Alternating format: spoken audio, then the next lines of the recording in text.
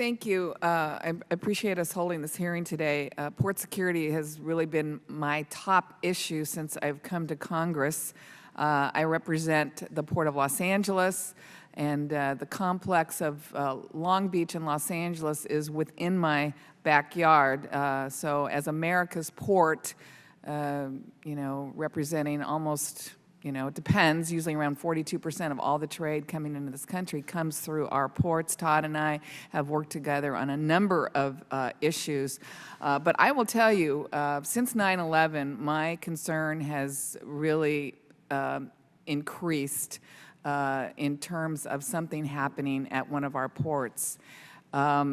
Because of the nature of 9/11, certainly Congress has been more focused on aviation security because that was the nature of the attacks that day. And I think we've done a pretty amazing job at really changing the way we behave and changing the way people fly. But I really believe that we have not done the same for the ports in this country. I take it very personal, and I'm very responsible about keeping the people of my district safe, but also understanding what an attack at one of our ports would mean to our national and, dare I say, a global economy.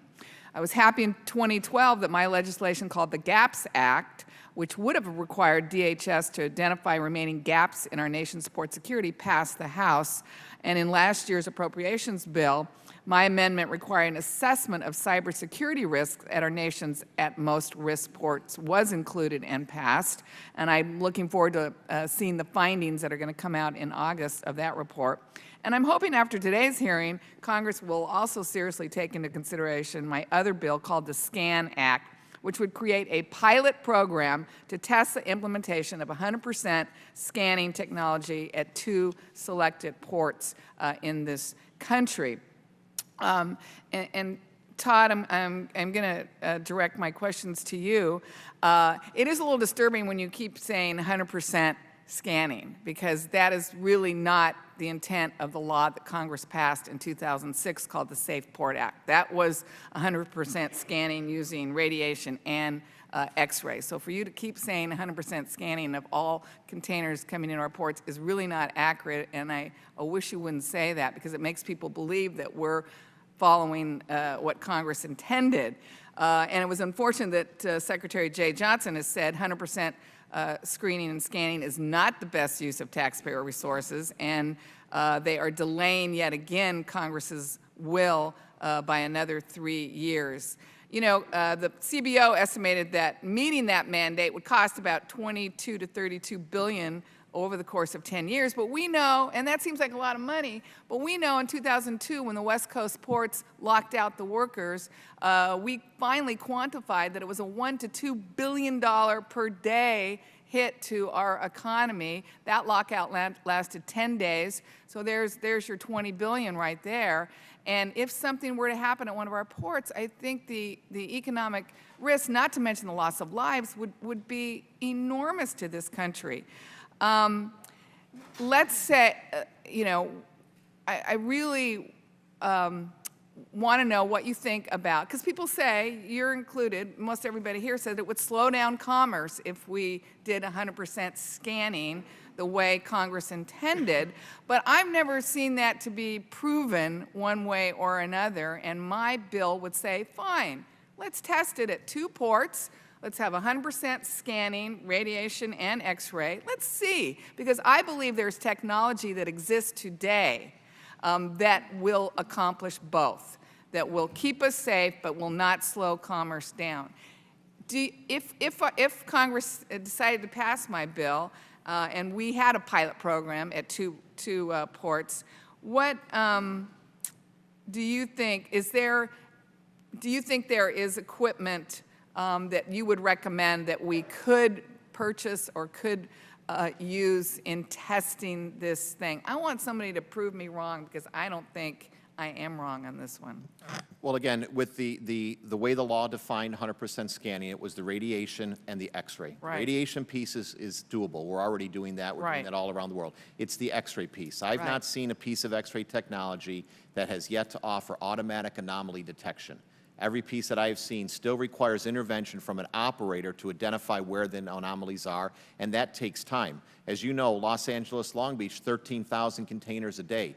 Under your act, we would scan and X-ray 13,000 containers a day. U.S. Customs and Border Protection currently has 10 pieces of non-intrusive inspection equipment to do that. We cannot do 13,000 containers a day in Los Angeles with the equipment that we have. So I think it's still an issue of the technology. Do you think there is technology out there that could solve this problem that maybe you haven't I've not tried yet seen technology that can solve the problem. I know the vendors are working towards technology that can solve the problem, but I've not yet seen it deployed or in an operational setting where it would not add to the further congestion of the ports. So I think that's something we need to keep in mind, too. You mentioned the $22 to $32 billion that the CBO report last month mentions. That does not include the reciprocal costs if foreign governments require the same actions in our ports. So if we had to scan every container leaving the U.S. to go foreign, because that's a requirement we've placed on them, I would argue there would be a detrimental impact on the throughput of the commerce through our ports as well. You know, and I know my time's up, but I will tell you, I just don't buy that, and I'm sorry, and I will say every single day that I think our ports are some of our most vulnerable entryways into this country. And until we act on what Congress decided, 100% scanning, I don't think we're going to have the safety and security we need. And I think slowing down commerce is certainly not my first option, but the alternative, what would happen to slow down commerce in this country nationally and globally if one of our major ports were to have an incident that shut them down is unthinkable to me. And I hope we move forward with 100% scanning someday. I think that should be our goal. I think we should move toward it. And I think there's technology out there. And the more, by the way, and this is my last statement, but the more, by the way, we begin to agree to that goal, we're opening up a great opportunity for entrepreneurs and business people to begin developing technology. But as long as we're shutting the door on that market, I don't think we're going to see the kind of technology that I know we're capable of creating to do both, keep us safe and move commerce. Thank you very much for the extra time. You know I feel passionate about this. The gentlelady, and our next panel is going to be a bunch of super smart people.